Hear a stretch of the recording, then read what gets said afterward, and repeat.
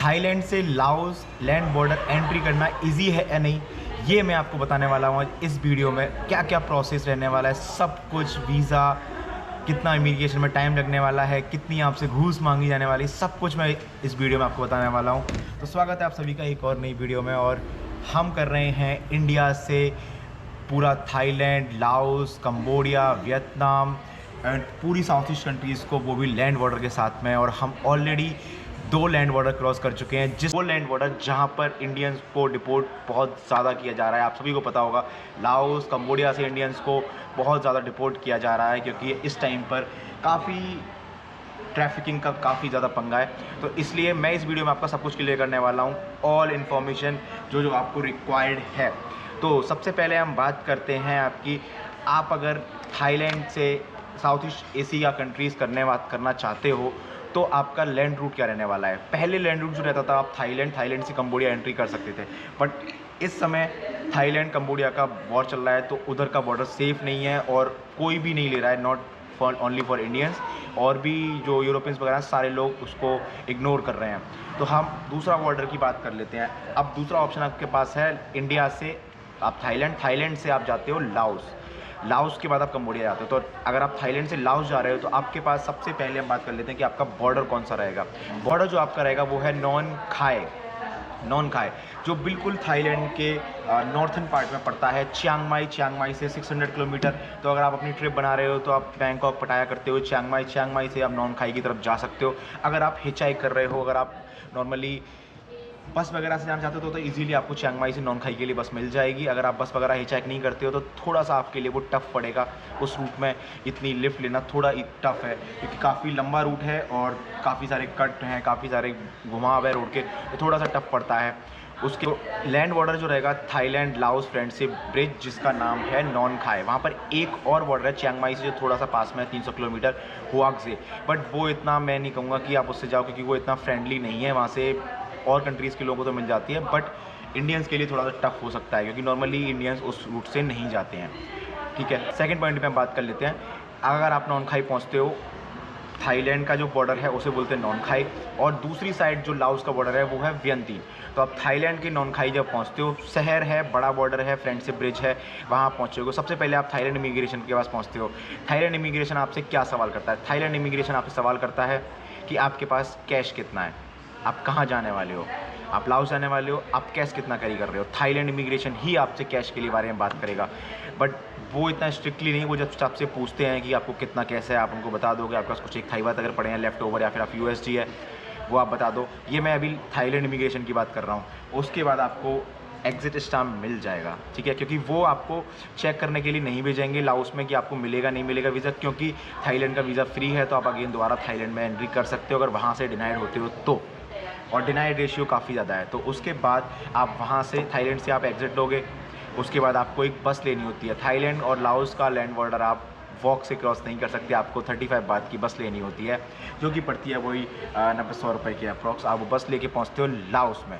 जब आप लाओस पहुंचते हो, सबसे पहले लाओस जैसे ही बस आपको उतारेगी, उसी के जस्ट पीछे आपका वीज़ा, यहाँ पे मैं भी फ़ोटो डालूंगा, वीज़ा और अराइवल का वहाँ पर ऑप्शन है। आप जब वहाँ पहुँचोगे, सबसे पहले तो आप अगर लाइन लगी है तो आपको एज अ इंडियन अगर आप हो तो आपको बोल दिया जाएगा वेट, थोड़ी देर आपको वेट करना पड़ेगा, और सबको फॉर्म दे दिया जाएगा, बट आपको थोड़ी देर नहीं दिया जाएगा। आप 5 मिनट बैठते हो, फिर आपको फॉर्म 5-10 मिनट के बाद आपको फॉर्म मिलेगा।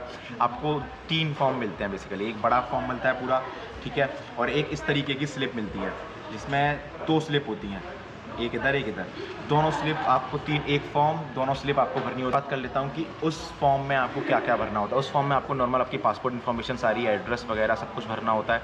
उसके बाद उसमें और दूसरा ऑप्शन आता है आपको होटल बुकिंग आपको भरनी पड़ती है, ठीक है। आपको कम से कम 2 से 3 दिन का होटल रिक्वायर्ड है। और उसके बाद आप फॉर्म भर के आप जाते हो इमिग्रेशन ऑफिसर के पास।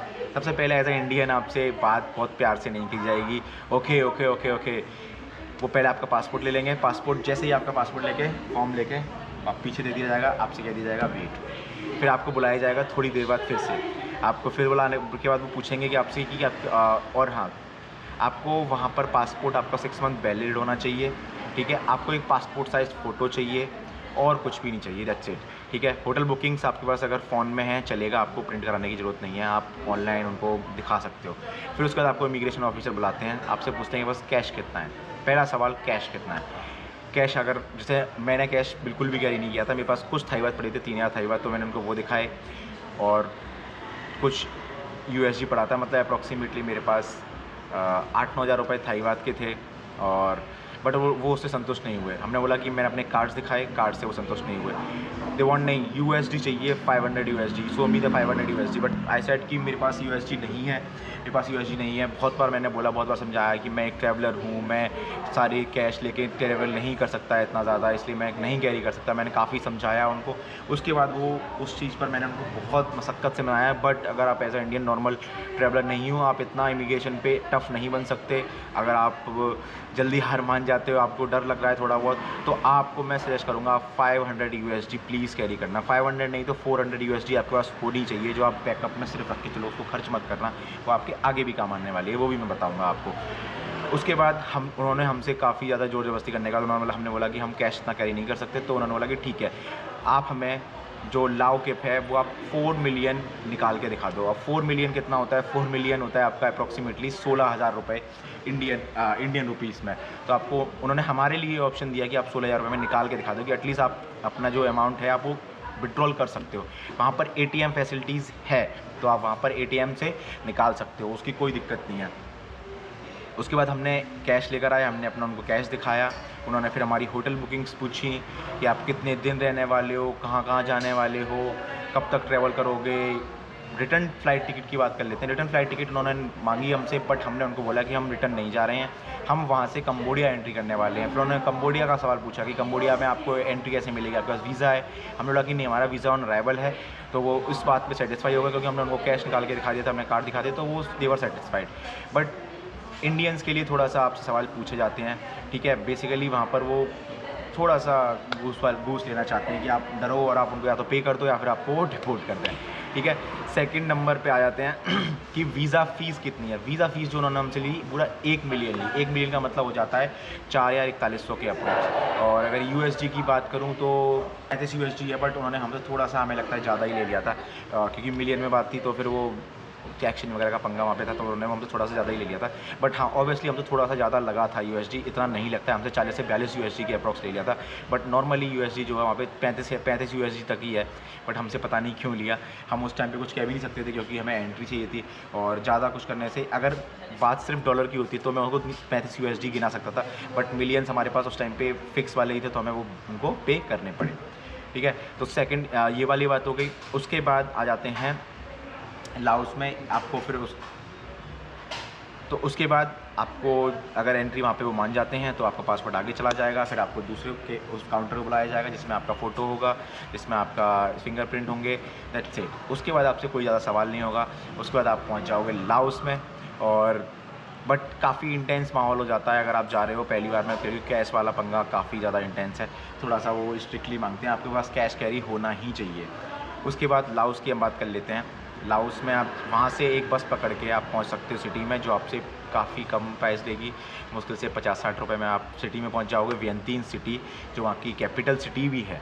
तो इस वीडियो में आज के लिए इतना ही। अगर आपको कुछ भी इम्पोर्टेंट और पूछना है तो आप मेरे को बता देना कमेंट में, या अगर स्पेशली वीडियो चाहिए तो मैं उसके बारे में और वीडियो बना दूँगा। और ये वीडियो मैं इसलिए बना रहा हूँ क्योंकि मेरी बॉर्डर की वीडियोज़ सारी डिलीट हो गई हैं। बस थोड़ा सा लक ख़राब था, मेरा मेमोरी कार्ड टूट गया जिसमें मेरी सारी फुटेज थी, तो सॉरी फॉर दैट। आगे से आपको वीडियो मिलने वाली है लाओस की, तो स्वागत है आपका लाओस में एक बार अगेन, एक नई कंट्री में, लैंड बॉर्डर कंट्री में। बट ठीक है, ये बॉर्डर पे मैं काफ़ी ज़्यादा बुरा लगा मुझे, मेरी फ़ोटेज डिलीट हो गई, क्योंकि मेरा पहला लैंड बॉर्डर था और मेरा काफ़ी एक्सपीरियंस, मतलब उसमें मैंने काफ़ी एक अपना एक्सप्रेशन दिखाए थे, वो मैं काफ़ी अच्छे से दिखाने वाला था, बट नहीं हो पाया। ठीक है, कोई नहीं। और अगर आपको इस वीडियो में कुछ भी पूछना है तो प्लीज़ आप एक को मेरे को बता देना। Thank you so much.